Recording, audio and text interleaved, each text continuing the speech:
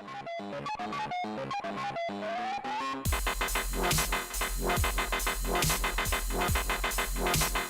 everybody. Welcome back to WWTF. We want the Fast Game Show. I'm Mike C. And joining us today, we got a special guest, Tyrone. Hey, I'm Tyrone. Call it.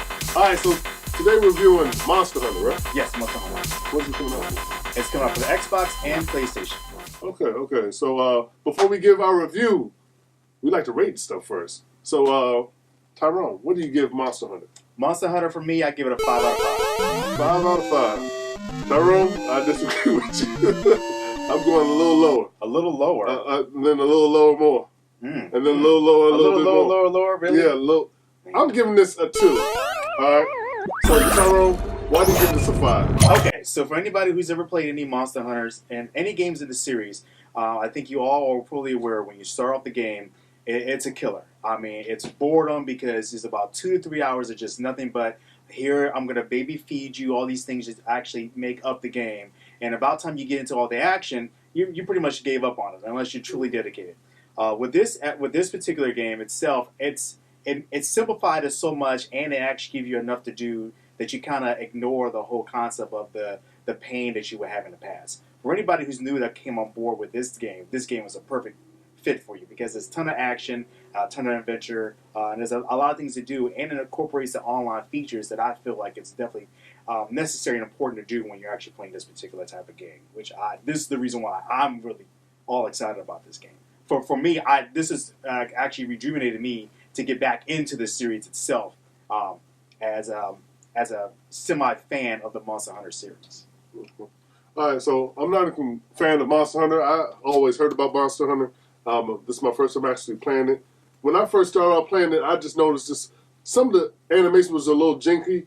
But as far as if you guys do have the PlayStation Pro, or the Xbox X1, you have the HDR capability as far as, and you also got the option to choose frame rate over graphic over resolution. So I picked, I believe it was resolution. So they might have did something with as far as the animation or whatever. I really don't know. But as far as jumping into the series, the animation was a little wonky. This is like a brand new territory for me. I never knew nothing about Monster Hunter, never played it.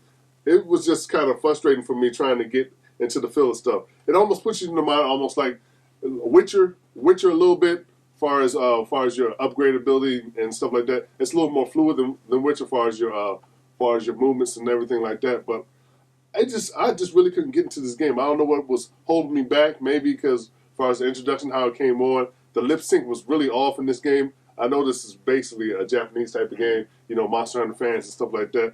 I tried to give it a chance. I just wasn't feeling this game.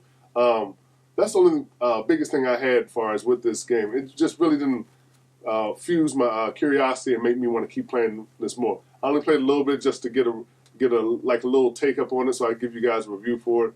But this is not a game for me. I'm sorry. I understand. All right. I understand. All right, so let's go ahead and give this a final verdict. Final verdict, Mike.